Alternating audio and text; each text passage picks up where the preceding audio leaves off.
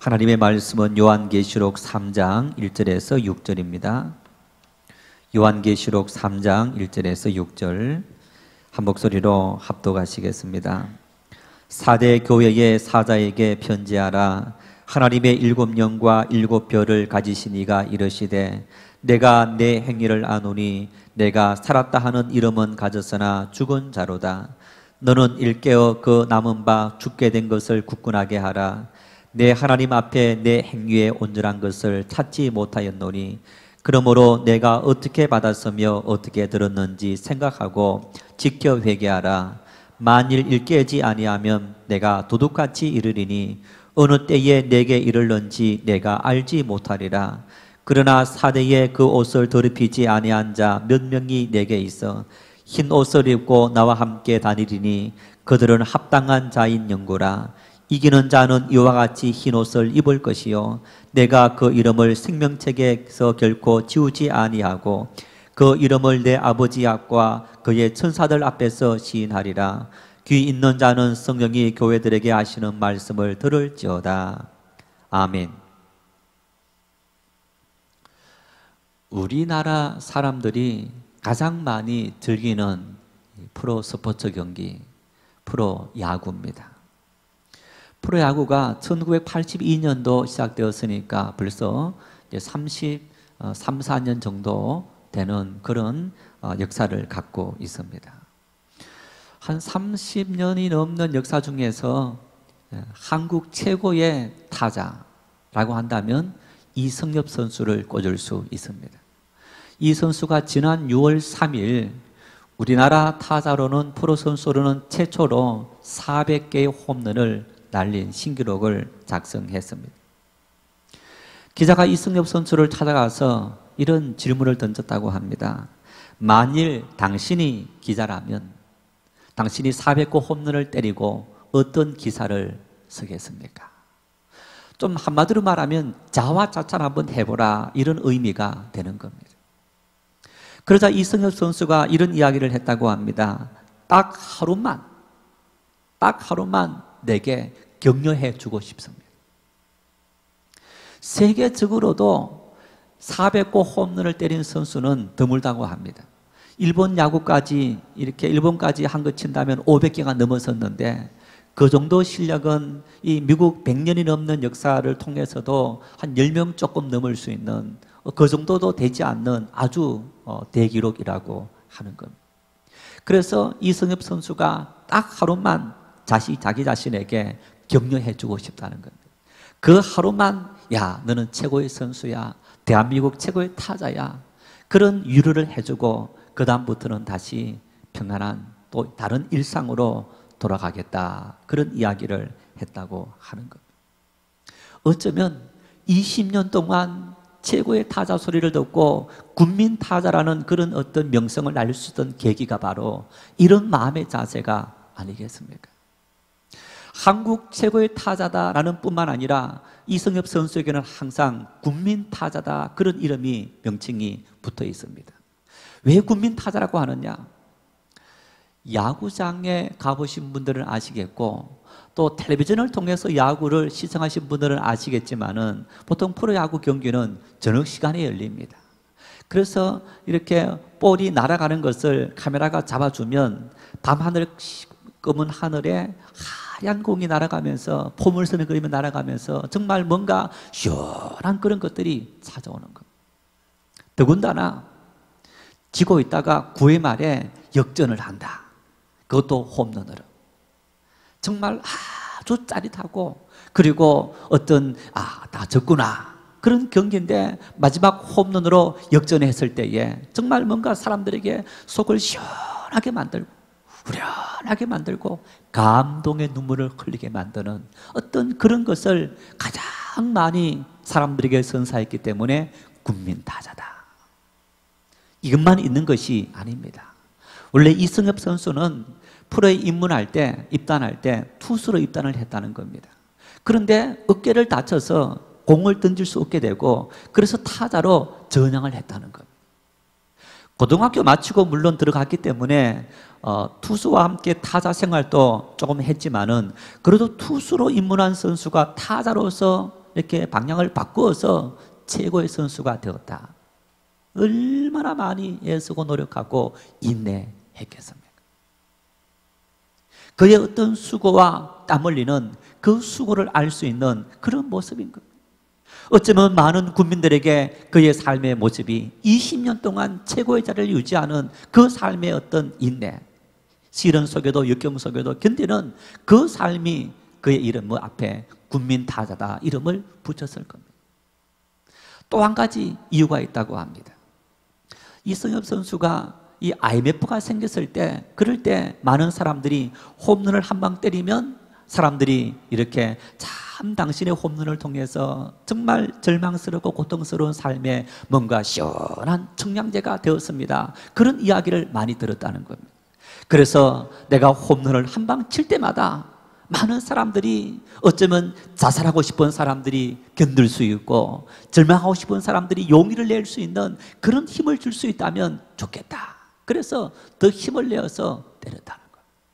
더군다나 많은 어린 아이들에게 희망을 주고 그들에게 용기를 주기 위해서 열심히 일하고 또 열심히 연습하고 열심히 때리는 그런 삶을 살아갔다. 아마 그런 그의 삶이 수많은 사람들에게 감동을 주고 국민타자라는 그런 이름을 붙이게 되었을 겁니다. 이승엽, 이름이 뭔가 조금 여러분 익숙하지 않습니까? 네, 박승엽. 참 이름이 똑같아요. 하나님께서 우리 박승엽 집사님에게도 홈런을 때릴 수 있도록 은혜를 주실 줄 믿습니다. 그 마음속에 그가 하나님 앞에 헌신하고 봉사하고 믿음으로 살아갔는데, 그래서 당면한 시련과 역경을 이기고 견디고 그리고 일어날 수 있도록 하나님께서 그에게 홈런을 때리도록 은혜를 주시고 우리가 함께 기뻐할 수 있는 그런 날이 속히 올 수 있도록 함께 기도할 수 있기를 바랍니다. 왜 제가 이런 이야기를 했느냐, 이승엽 선수 이야기를 했느냐, 정말 참 대단한 선수인 것은 분명합니다.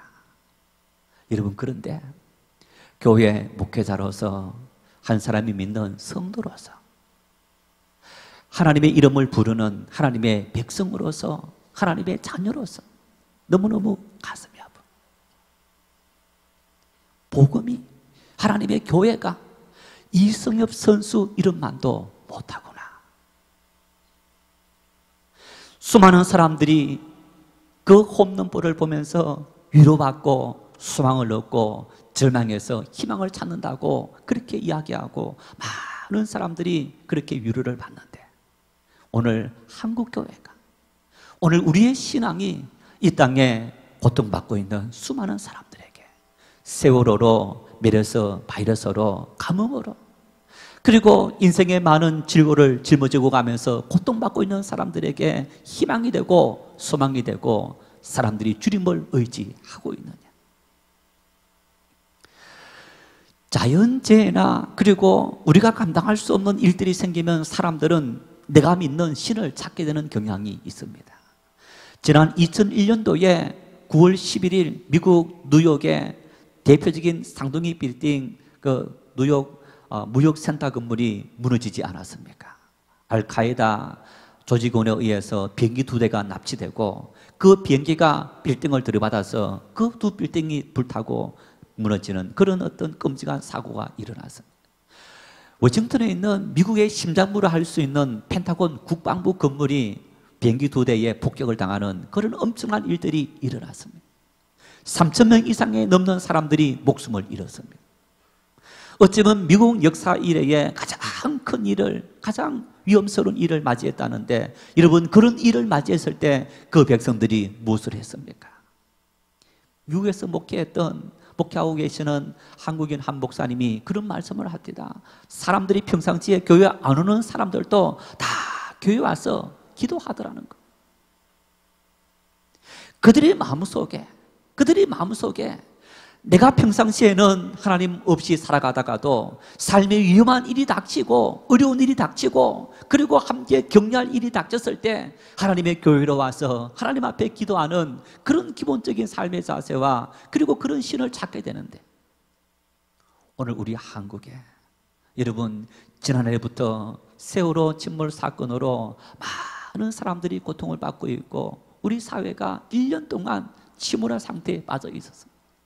아직까지 회복하지 못했는데 메르스 바이러스로 말미암아 또 엄청난 일들을 겪고 있고 어제 보았더니 크루즈선이 우리 인천항에 들어왔는데 그동안 한 10대의 크루즈선이 우리 인천항에 들이지 않고 바로 가버렸다고 합니다.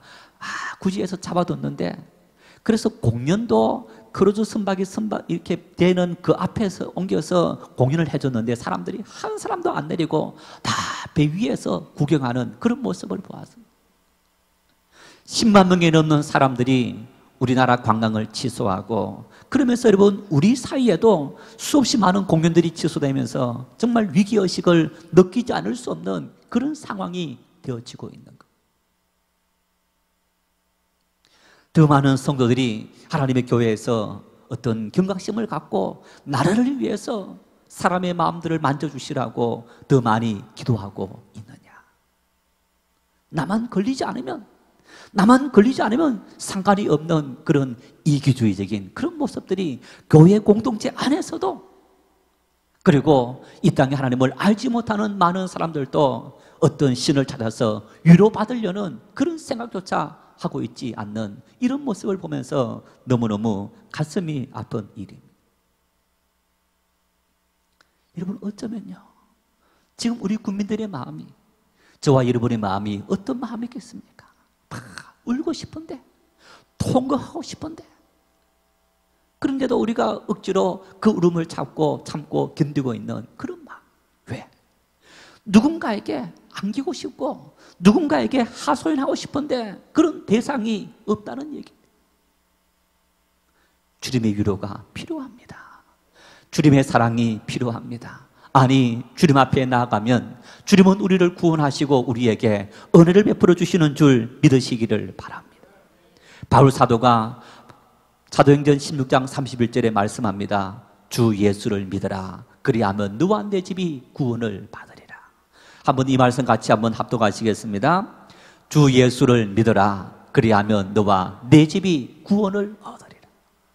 주 예수를 믿어라. 그리하면 너와 내 집이 위로를 받으리라. 평안을 받으리라. 은혜를 받으리라. 축복을 받으리라. 주 예수를 믿어라. 그리하면 너가 모든 질병에서 자유함을 얻으리라. 주 예수를 믿어라. 그리하면 너가 모든 죄에서 자유함을 누리고 인생의 모든 길곡에서 참된 자유함을 누리리라. 주님께서 우리에게 말씀하시고 있기 때문입니다. 주님 앞에 올 수 있기를 바랍니다. 주님 앞에 온전히 나와서 우리의 모든 삶을 하소연하고 다 통곡하고 내려놓고 펑펑 우시기를 바랍니다. 그래서 주님 주시는 참된 구원과 그 은혜를 누리는 복된 삶들 될 수 있기를 바랍니다. 오늘 한국교회의 모습은 마치 오늘 이 본문의 4대 교회와 같습니다. 지금까지 4교회를 살펴보았고 오늘 5번째 교회인데 이 4대 교회의 모습이 현재 한국교회, 과거의 모습이 아니고 현재 한국교회의 모습하고 그 유사한 그런 모습을 띠고 있는 것을 볼 수 있습니다. 1절 말씀에 4대 교회의 사제에게 편지하라. 하나님의 7영과 7뼈를 가지신 이가 이러시되. 이 4대는 BC 기원전 7세기에 굉장히 발전한 대도시였다고 합니다. 그 대도시가 되게 된 이유가 그 4대라는 도시가 라디아 왕국의 수도였고 그리고 이 수도가 들어올 정도로 아주 지형적으로 외적을 방비할 수 있는 전형적인 요새였다는 겁니다. 그리고 무역이 발전하고 염색업이 발전하고 이런 어떤 이 경제가 발전해서 굉장히 경제적으로도 부유했다고 합니다. 여러분, 돈 많고 편안하면 어떤 생각합니까? 더 열심히 살아야지 이런 마음 가집니까? 아니면 어떤 마음이 생깁니까? 돈이 너무 많아도요. 잠언스에 이렇게 말합니다. 돈이 없어서 하나님 너무 가난해서 하나님을 원망할까 겁납니다. 너무 가난하게 하지 마십시오. 하나님 돈이 너무 많아서 교만해서 하나님이 없다 할까 두렵습니다. 돈이 많고 편안하면 사람은 교만하게 됩니다. 교만하다는 얘기는 죄를 짓게 된다는 얘기입니다. 그래서 이 4대 지역에는 지역적으로 안정이 되었고 돈이 많다 보니까 그 사회가 굉장히 부패했고 사람들이 많은 악을 행하는 그런 일들이 일어났다는 얘기입니다. 이런 이 4대 교회를 향해서 주님께서 말씀합니다. 7영과 7별을 가지신 이. 우리가 일반적으로 7이다, 7영이다, 7별이다 이렇게 하면 소아시아 7교회다 이런 의미가 있겠지만은 물론 그런 의미도 있습니다. 그리고 이 사도 요한이 사도 요한계시록을 쓰면서 소아시아 7교회를요 전 세계 우주적인 교회의 어떤 통칭하는 대표하는 그런 의미로서 7이다 이렇게 이야기한 겁니다. 그래서 7영은 바로 성령을 의미하고 7별은 7교회를 다스리는 천사들을 의미하는 겁니다. 여러분 그런데 이렇게 말씀합니다. 7영과 7별을 가지신 이다. 이 말은 다시 말하면 주관한다 그런 얘기입니다. 통치한다, 다스린다 그런 의미입니다. 하나님의 교회에 임하셔서 성령이 하나님의 교회의 성도들의 마음과 그리고 교회를 통치하는데 주님은 그 성령을 주님의 뜻을 따라서 이끄시는 그런 분이시다라는 그런 의미인 겁니다. 여러분 이 말씀 속에는 오늘 우리 장로교 신앙의 아주 중요한 정수가 교리가 녹아 있는데 바로 하나님의 절대 주권. 하나님은 절대적인 힘과 그리고 절대적인 능력을 가지고 하나님의 교회와 이 땅의 수많은 사람을 다스리고 통치하시는 그런 분이시다라는 의미가 있는 것. 7영과 7별을 가지신 하나님께서 주님께서 이 7영과 7별을 가지시면서 주님의 뜻을 따라서 다스리고 주관하는 그런 분이다. 그 말 속에는 이런 의미가 있습니다.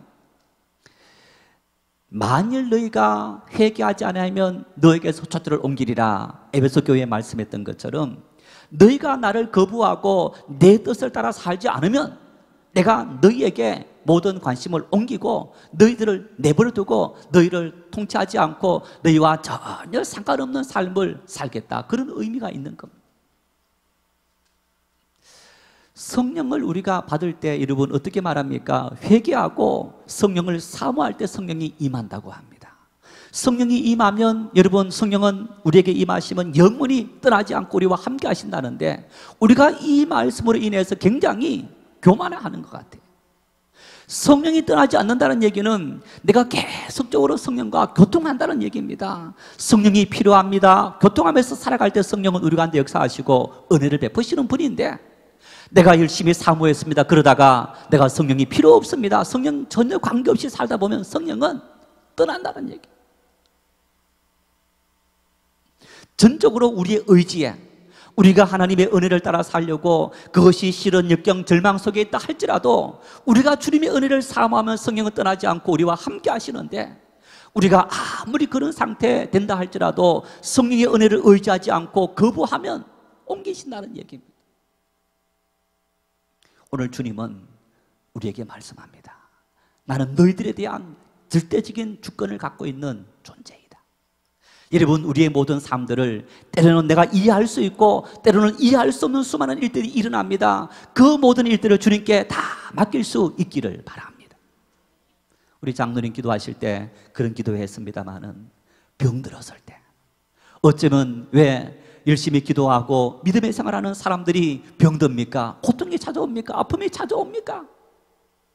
지난 금요일 그런 말씀을 들었습니다마는 여러분 여러 가지 의미가 있다고 했습니다. 우리를 연단하시기 위한 방법이고 때로는 우리가 죄를 지었기 때문이고 때로는 하나님의 영광을 위해서 주님께서 우리에게 그런 고난을 주신다고 말씀하고 있습니다. 여러분 이런 문제들을 우리가 신정론, 신의 정리 문제인데 하나님께서 공평하신 분이라면 왜 하나님 열심히 믿는 믿음의 사람들에게 고통을 주고 아픔을 주고 절망을 주십니까? 여러분 사실 그것은 우리의 관점에서 볼 때는 고통이고 아픔이지만은 주님의 입장에서 보았을 때는 야 이놈들아 이 인생은 나그네 인생들이야. 너희가 사는 이 땅은 너희 영원한 집이 아니란다. 그래서 너희가 잠깐 여행을 떠나왔다가 있다가 다시 돌아가야 될 그런 나그네 인생을 사는데 왜 그곳에서 그렇게 오랫동안 살려고 하느냐? 내가 빨리 불러주는 것이 은혜가 아니겠느냐? 우리의 입장에서는 이해할 수 없고 우리 입장에서는 절망이고 고통이겠지만은 여러분, 하나님께서, 주님께서 보실 때는 전혀 다른 관점으로 이해하고 해석할 수 있게 되는 겁니다. 그래서 우리가 주님의 주권을 인정하고 주님의 삶 앞에 우리의 모든 삶을 맡길 수 있는 그런 믿음의 사람 될 수 있기를 바랍니다. 전도서 기자가 고백합니다. 모든 인생은 때가 있다고. 날 때가 있고 죽을 때가 있고, 건강할 때가 있고 병들 때가 있고, 기쁠 때가 있고 슬플 때가 있고. 여러분, 그러면서 이야기합니다. 하나님은 모든 때를 따라서 인생을 아름답게 하셨다. 그리고 이야기합니다. 하나님을 인생들로 하여금 그 때와 시를 알지 못하게 하셨는데 하나님을 경외하도록 하기 위함이다. 하나님을 경외할 수 있기를 바랍니다. 하나님은 내 삶을 통해, 우리의 삶을 통해, 우리의 가정을 통해 하나님은 늘 최상의 길로 인도하실 줄 믿습니다. 그런 믿음으로 설 수 있기를 바랍니다. 사람의 관점에서 평가하고 판단하지 마시기를 바랍니다. 하나님 앞에 믿음의 눈으로 바라보고 믿음의 눈으로 우리의 모든 인생을 이해할 수 있는, 여러분, 그런 사람들이 바로 신앙의 사람들인 겁니다. 이 4대 교회를 향해서 주님께서 이렇게 말씀합니다. 내가 살았다 하는 이름은 가졌으나 죽은 자로다. 살았다 하는 이름은 가졌으나 죽은 자로다. 이 말은 이런 의미입니다. 너가 형식적으로는 믿는 믿음의 사람인데 실질적으로는 믿음이 없는 사람이다.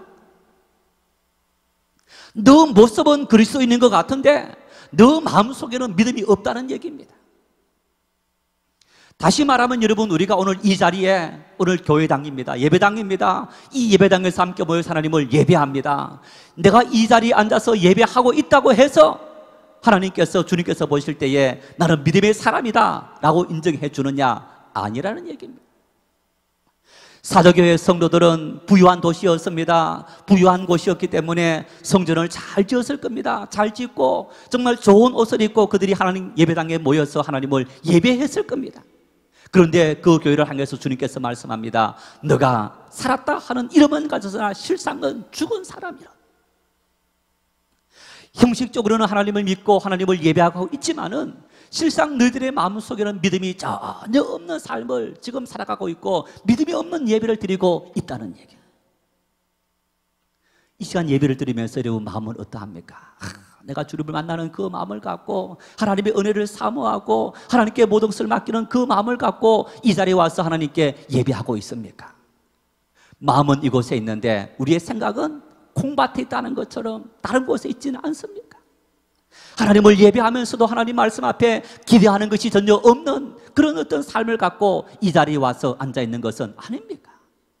여러분, 그런 성도의 삶, 그런 교회의 삶에 대해서 오늘 하나님께서, 주님께서 말씀하실 때 4대 교회가 바로 그런 교회라고 이야기하고 있는 겁니다. 형식은 중요하게 생각하고 전통을 중요하게 생각하지만은 실상 더 중요한 격견의 모습은 잃어버렸다는 얘기입니다. 제도를 따지고 법을 따지면서 더 중요한 사랑의 모습은, 승기의 모습은 잃어버렸다는 겁니다. 형식보다 내용이 더 중요합니다. 형식이 중요하지 않다는 얘기 아닙니다. 그러나 내용 없는 형식은, 열매 없는 알맹이는 아무 소용이 없는 겁니다. 바로 4대 교회가 그런 모습으로 변질되어 버린 그런 교회의 모습이었는데, 여러분, 이런 일들이 왜 생겼느냐? 그들에게 아무런 문제가 없었어요. 돈의 문제도 없고 어떤 이 외적의 침입도 없고 경제적인 어떤 문제뿐만 아니고 핍박도 없었던 겁니다. 교회 내부적으로 이단 문제도 생기지 않았습니다. 편안하다 보니까 그 안에서 그들의 신앙의 역동성을 잃어버리게 되었다는 거예요. 여러분 어떻습니까? 어떨 때 기도합니까? 내가 편안하고 아무런 문제 없을 때 열심히 기도하십니까? 안 하십니까? 일반적으로 제 경우는 봤을 때 별로 기도 안 하는 것 같아요. 저는 간혹 주변에 기도하시는 분들이요, 꿈을 통해서 이렇게 장모님이나 아니면 저희 누님이 기도를 많이 하는데 이런저런 이야기를 들려주면 제 마음속에 이런 생각이 듭니다. 야, 너 기도 안 하는구나. 그 이야기가 그런 신호로 딱 들리는 거예요. 어떤 행사를 앞두고 도리어 그 행사를 위해서 간절하게 기도하지 않을 수 없게 만드는 거예요. 어쩌면 여러 가지 많은 일들이 생겼을 때 우리가 기도하고 하나님 앞에 모든 것을 맡기는 것처럼 우리의 삶에 편안함이 오면 우리가 기도하지 않는 그런 삶을 사는 것이 일반적인 우리의 삶의 모습인데, 정말 지혜로운 사람들은 그렇지 않을 편안할 때 더 주님을 잡고 우리의 신앙을 저축하는 것. 그런 저축을 통해서 힘든 일, 어려운 일, 고통스러운 일이 왔을 때 이길 수 있는 힘과 능력을 얻게 되는 겁니다. 여러분, 평안할 때, 우리의 삶에 문제가 없을 때 더 주님을 의지하고 믿음으로 설 수 있는 은혜가 넘칠 수 있기를 바랍니다. 사대교회를 향해서 주님께서 말씀합니다. 뭐라 말씀하시느냐? 회개해라, 일깨워라, 생각하고 지켜 행해라. 이 말씀 속에 먼저 일깨워라, 그런 말씀이 있습니다. 이 말은요, 일깨워라는 얘기는 너가 처음 가졌던 그 믿음을 끝까지 지켜라, 그런 얘기입니다. 여러분, 우리가 믿는 것이, 사는 인생이 한순간 살고 죽는 것이 아니지 않습니까? 우리가 평생 죽을 그 순간까지 계속적으로 살아야 됩니다. 그와 마찬가지로 이 사대교회가 처음 주님 믿을 때 그 믿음은 있었는데 그 이후에 그 믿음을 지속하지 못했던 겁니다. 그래서 너희들이 그 믿음을 지속해라. 무엇을 지속하느냐? 생각하고 지켜 행해라. 뭘 생각하느냐? 네가 받았던 첫사랑, 네가 하나님의 은혜를 받았던 첫사랑, 처음 주님 만났던 그 첫사랑, 사도들과 전도인들을 통해서 하나님 말씀을 받았던 그 사랑, 그 사랑을 너희가 생각하고 그 사랑을 지키기 위해서 끊임없이 애쓰고 노력해라. 언제까지? 끝까지. 너 인생 다가기까지 그런 일들을 감당해라. 어쩌면 믿음의 생활을 오래 하신 분들은 한 번쯤은 은혜 받았을 그런 시간들이 있었을 겁니다. 감동받고 주님 만났던 것이 기쁘고 즐겁고 봉사하는 일이 행복했던 그런 시간들이 있었을 겁니다. 여러분, 그런데 어떻습니까? 세월이 가고 시간이 가면서 우리 신앙이 무뎌져 갑니다. 우리 신앙이 변질되어져 가는 겁니다. 연세 드신 분들이 오순도순 살아가는 모습 보면 참 부럽습니다. 그리스를 이렇게 소아시아 선교순례를 하면서 그리스를 갔을 때 호텔에서 이렇게 연세가 한 70은 넘으신 머리 하얀 이렇게 부부가 손을 잡고 호텔을 이렇게 날아가는 그 모습 보면서 야, 참 부럽다. 더군다나 이런 외국 사람들이 평생을 이혼하지 않고 그분들이 이혼해서 재혼한 사람인지 알 수는 없지만은 참 노부부가 손잡고 이렇게 여행을 떠나는 그 모습 보니까 너무너무 부러웠습니다. 우리 교회도 연신 분들이 참 이렇게 부부가 아주 정이 좋아서 오순도순 잘 사는 모습 보면 참 부럽고, 그리고 아낌없는 박수를 보내고 싶은 거예요. 여러분, 그런데 보세요. 사랑해서 결혼했습니다. 한 50년, 60년 살기까지 두 부부 사이에 문제가 없었겠습니까? 있었겠습니까? 있었겠죠. 젊은 시절 혈기가 있었고 내 생각이 있었고 내 의지가 있었고 그리고 내 생각대로 해야지 하면서 참 수없이 많은 분쟁과 다툼과 아픔들이 있었지 않았겠습니까? 어쩌면 우수처럼 그런 마음을 가질 때도 있었을 겁니다. 여러분, 그런데 어떻습니까? 그 모든 시간들을 참고 견디고 인내할 때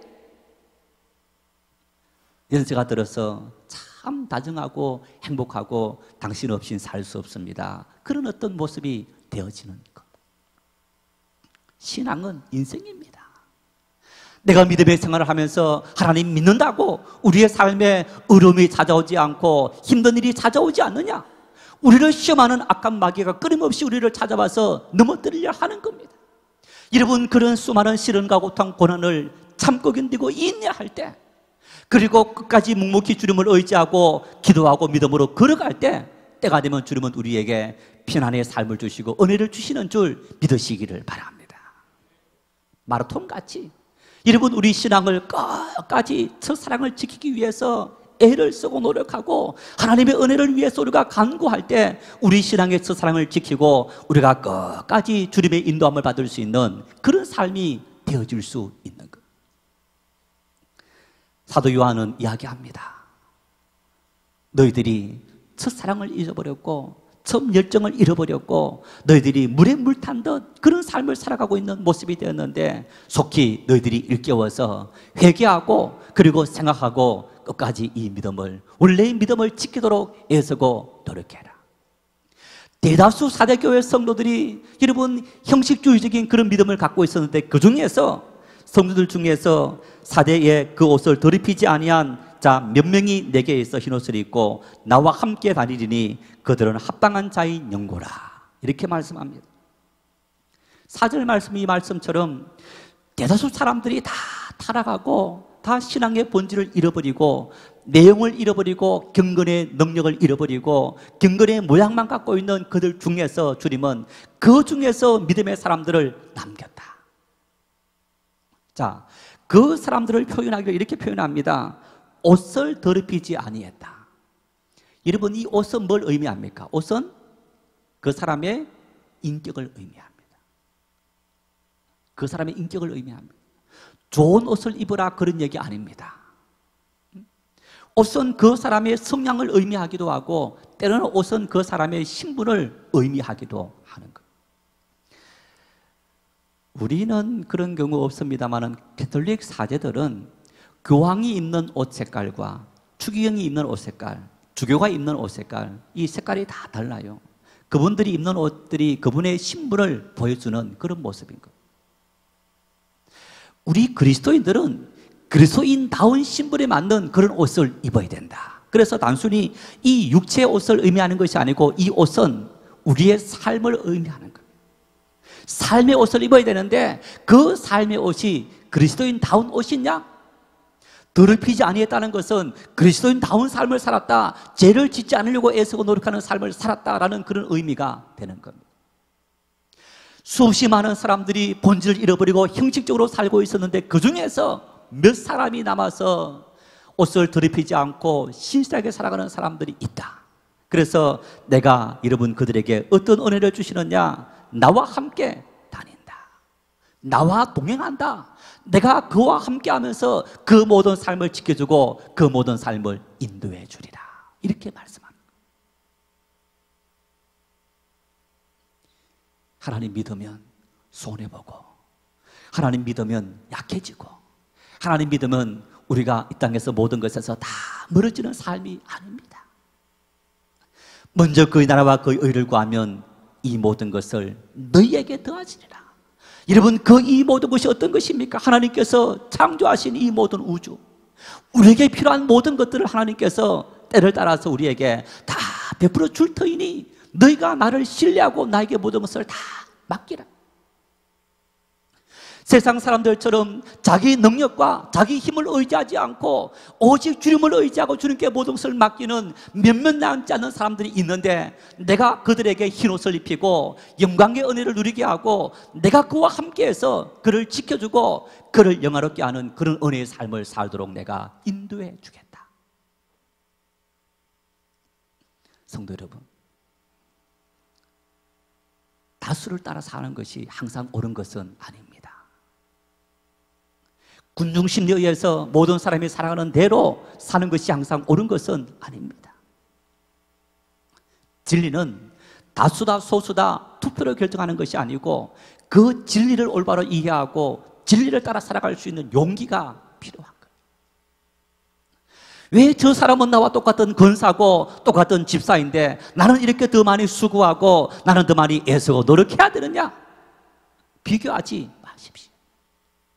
그 사람은 그 사람의 받은 상과 그 사람의 받은 은혜를 따라 행동하고 나는 나에게 주신 주님의 은혜를 따라 헌신하고 봉사하고 수고할 수 있는 그런 믿음의 사람들 될 수 있기를 바랍니다.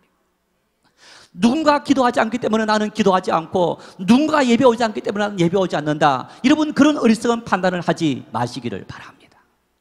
하나님 앞에 우리가 부름받은 은혜를 따라서 다른 사람 모든 사람이 다 중단할지라도 나는 주님 앞에 헌신하고 충성하는 삶을 살리라. 그런 믿음의 결단을 하실 수 있기를 바랍니다.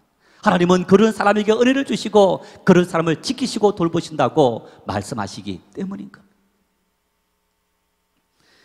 기 있는 자는 성령이 교회들에게 하시는 말씀을 들을지어다. 우리 정영교회는 어떠합니까?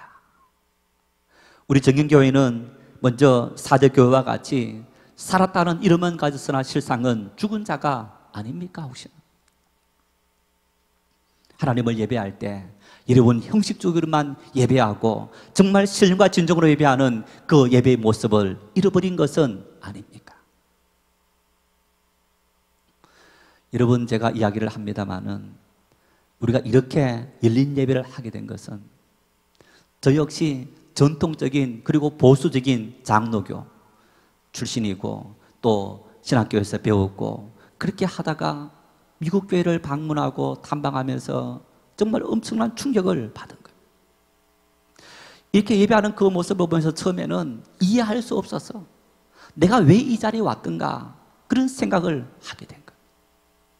그런데 그들이 예배하고 그들이 주님을 헌신하는 그 모습을 바라보면서 그리고 다시 우리의 삶의 자리를 한번 생각해 보았어요.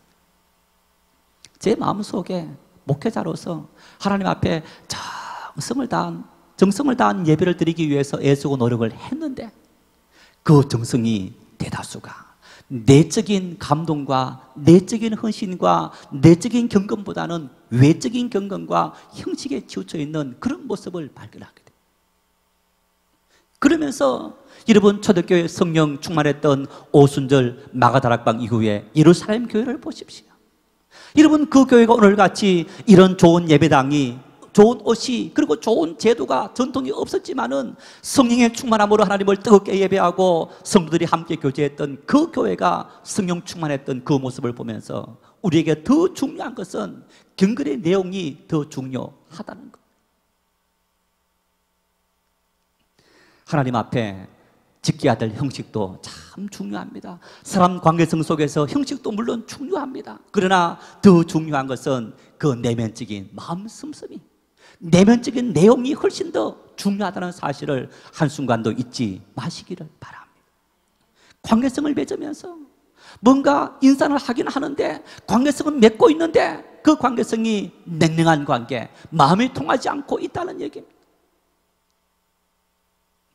형식을 벗어나서 주님 앞에 살아있는 교회, 내면이 살아있고 경건이 살아있는 그런 교회가 될 수 있기를 바랍니다. 우리 정연교회는 여러분 4대 교회에 소수의 사람들이 하나님 앞에 말씀을 지키는 사람들이 있었는데 우리 교회는 얼마의 사람들이 하나님께서 보실 때에 남아있는 사람이겠습니까? 어쩌면 4대 교회는 소수 아주 적은 사람들이 남아있었는데 주님께서 우리 정연교회를 보실 때는 몇 사람이 남아있을까? 우리 모두가 주님 앞에 남은 자가 될 수 있기를 바랍니다. 이 시대 우리 정인교회가 하나님께서 보실 때에 남아있는 교회가 되어서 남아있는 교회 중에 한 교회가 되어서 주님께서 우리 교회를 통해서 다시 한국교회를 살리고 주님의 뜻을 드러낼 수 있는 그런 교회가 될 수 있도록 함께 기도할 수 있기를 바랍니다. 모든 교회들이, 모든 사람들이 어떤 길을 간다 할지라도 우리는 진리 위에 서서 갈 수 있는 그런 올바른 판단력과 올바른 지혜를 구하고 뜨겁게 기도할 수 있는 그런 교회 성도들이 될 수 있기를 바랍니다. 하나님께서 아브라함에게 아브라함은 나의 친구다 그렇게 말씀하시면서 내가 저 소돔과 고모라 성을 불로 심판하겠다. 너무너무 제약이 많았어. 그러나 너에게 너 조카 롯이 곳에 있는 것을 알고 너에게 미리 알려준다. 아브라함이 하나님 앞에 기도합니다. 하나님, 그 땅에 의인 50이 있다면 어떻게 하시겠습니까? 오냐, 의인 50만 찾는다면 내가 그 땅을 용서하겠다. 50명을 찾을 수 없었습니다. 다시 45명, 40명, 30명, 20명, 10명. 하나님, 의인 10명이라도 얼마나 중요합니까? 10명 찾는다면 어떻게 하시겠습니까? 오냐, 용서해 주겠다. 의인 10명도 없었습니다. 결국 소돔과 고모라는 불로 심판을 받게 된 것. 조카 롯과 두 딸은 아브라함의 어떤 그 기도를 상해서 하나님께서 불러내셨지만 구원했지만은 그 성읍은 멸망받게 된 것. 반면에 보십시오. 하나님께서 요나에게 저 큰 성읍 니느웨가 죄를 지었다. 내가 저 성읍을 멸망시키겠다. 너가 가서 외치라. 멸망을 외치라. 요나가 갔습니다. 회개하라. 주님께서 몇 날이 못 돼서 이 땅을 멸망시키겠다. 그 한 사람 요나의 외침으로 말미암아 하나님께서 그 땅 사람들에게 회개를 일으키게 하시고 그 땅을 용서하신 것을 볼 수 있습니다. 남아있는 사람을 상해서 하나님은 그들에게 은혜를 베푸시고 그 남아있는 자들이 교회를 살리고 민족을 살릴 수 있게 되는 겁니다. 우리가 여러분 사대교회에 남아있는 그런 하나님의 인정받는 참된 성도들이 참된 교회가 될 수 있기를 바랍니다. 왜 우리가 성령의 소리에 귀를 기울여야 됩니까? 5절 말씀에 그렇게 말씀합니다. 이기는 자는 그 이름을 생명책에서 결코 지우지 아니하고 그 이름을 내 아버지 앞과 그의 천사들 앞에서 신하리라. 생명책에서 지우지 않는 자에게는 우리를 하여금 구원받게 한다는 얘기입니다. 마지막 심판대 앞에 섰을 때에 우리 이름을 찾을 때에 그 이름을 지우지 않고 너가 이 모든 과정을 패스했다, 주님께서 우리에게 구원받은 사람으로 인정하신다. 여러분, 영원한 구원받는 것은 모든 인간들이 추구해야 될 최고의 목적이고 인생의 표대가 되어야 합니다. 그런 은혜를 이기는 사람에게 주님은 베풀어 주신다 뿐만 아니라 하나님 앞과 내 아버지 앞과 천사들 앞에서 공포한다. 이는 내 아들입니다. 이는 내 사람입니다. 이는 내가 돌보고 이는 내가 지키는 사람입니다. 여러분, 우리가 이 땅에서 남아있는 성도로 주님 앞에 믿음을 지키면 주님께서 이 땅에서 우리를 이름을 공포하고 돌봐주시고 감히 건들지 말라고 우리를 법살펴주시는 그런 은혜를 누리게 된다는 것. 시인이 고백합니다. 여호와는 나의 목자이신데, 여호와는 나의 산성이시고, 여호와는 나의 피할 바위이시고, 여호와는 나의 구원의 뿌리시고, 여호와는 나의 창이시고, 여호와는 나의 방패이시다.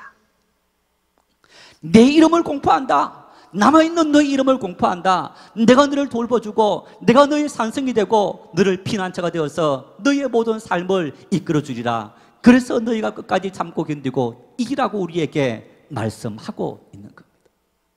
성도 여러분, 믿음으로 살기 위해서, 아니 믿음으로 산다는 것은 하나님의 은혜로 내 능력과 비교할 수 없는 하나님의 큰 능력, 그 능력을 힘입는다는 겁니다. 이 시대 수많은 사람들이 자기 힘으로 우뚝 서서 내 힘으로 세상을 이기리라 하지만은 정말 울음을 터뜨리기 직전에 그 상태 속에 수많은 사람들은 누군가의 도움을 필요로 하고 있어요. 우리가 먼저 주님 앞에 우시기를 바랍니다. 내 모든 마음을 내려놓고 내 아픔을 내려놓고 약함을 내려놓고 하나님 앞에 통곡하시기를 바랍니다. 그리고 하나님, 이 땅에 수많은 절망 속에 그리고 아픔 속에 신음하는 사람들을 위로해 주시고 그들이 주님을 통해서 그들이 통곡하고 큰 위로받는 은혜를 허락해 주십시오. 바이러스로 말미암아, 세월호 침몰 사건으로 말미암아, 그리고 기근으로 말미암아, 가뭄으로 말미암아 우리 땅에 많은 사람들이 고통을 받고 있는데, 여러분, 하나님 우리에게 은혜를 베풀어 주십시오. 기도하는 남은 자가 될 수 있기를 축원합니다.